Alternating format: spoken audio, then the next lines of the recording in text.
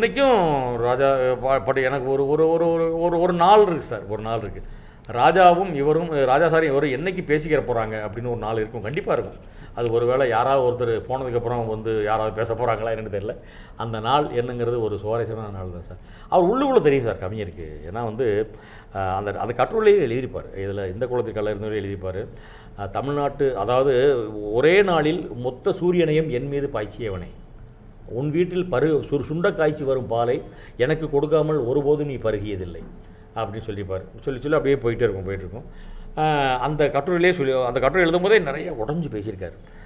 அவருக்கும் ராஜா சாருக்கும் இருந்த நெருக்கங்களை, அந்த அந்த அந்த காலங்களை ரொம்ப இது பண்ணியிருக்கிறாரு. ஏன்னா என்ன இருந்தாலும் ஒரு எம்ஏ லிட்ரேச்சர் தான், பச்சை பாஸ் தான், பெரிய இலக்கியவாதி தான், பெரிய ரைட்டர் தான்.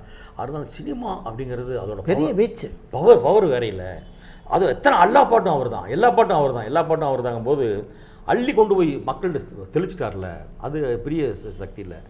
அது ராஜா சார் மனசு காயப்படுற அளவுக்கு இவர் என்ன நடந்தாருன்னு தெரியாது, இவர் மனசு காயப்படுற அளவுக்கு அவர் என்ன நடந்தாருன்னு தெரியாது. காயப்பட்டிருக்கவே கூடாது ரெண்டு பேருமே திருப்பி சேர்ந்து வேலை செய்யணும் அப்படிங்கிறது தான் தமிழ்நாடு இன்றைக்கி வரைக்கும் கேட்டுக்கிட்டு தான் இருக்குது. அது பார்ப்போம், காலம் என்ன தீர்மானிக்க தெரியல. நடக்கும்னு நினைக்கிறீங்க? நடக்கும்னு எங்கே சார்? இல்லை சார், ரெண்டு பேருமே கொஞ்சம் இறுதி கட்டத்தில் இருக்காங்க. அவங்க ஒரு நம்ம ரெண்டு பேரும் இப்போ பேசிக்கிறது வந்து இதுவே வந்து இன்னொரு 15 வருஷத்துக்கு முன்னாடி இருந்துச்சுனாக்க நடந்துருந்தால் நல்லா இருந்திருக்கும். இனிமேல் இவங்க ரெண்டு பேரும் சேர்ந்து வேலை பார்த்து எந்த சினிமாவை காப்பாற்ற போகிறாங்க அப்படிங்கிற ஒரு சின்ன விரக்தி இருக்குது எனக்கு. உண்மைதான், விரக்தி இருக்குது. அப்புறம் வந்து ரெண்டு பேருக்கும் இருக்கிற ஈகோ, இவருக்கு இருக்கிற அது கட்டுரையோட தொடக்கமே அப்படி தான் எழுதிப்பார். உன்னோடு சேர்ந்து தான் வெற்றி பெற முடியும் என்ற நிலையில் நானும் இல்லை, என்னோடு சேர்ந்து தான் வெற்றி பெற முடியும் என்ற நிலையில் நீயும் இல்லை அப்படின்னு அந்த கட்டுரையை தொடங்குவார். அதனால் வந்து அது காலம் கடந்த ஒரு இதாக இருக்குது. ரயில் வந்து தண்டவாளம் ஸ்டேஷனில் நிற்கும் போது ஓடி ஏறிக்கணும், தண்டவாளத்தை விட்டு போயிடுச்சு. அது போனதுக்கப்புறம் ஸ்டேஷனுக்கு வந்து என்ன புண்ணியம் அப்படிங்கிற மாதிரி இருக்குது. தெரியல, பார்ப்போம், காலம் என்ன தீர்மானிக்கும் தெரியல.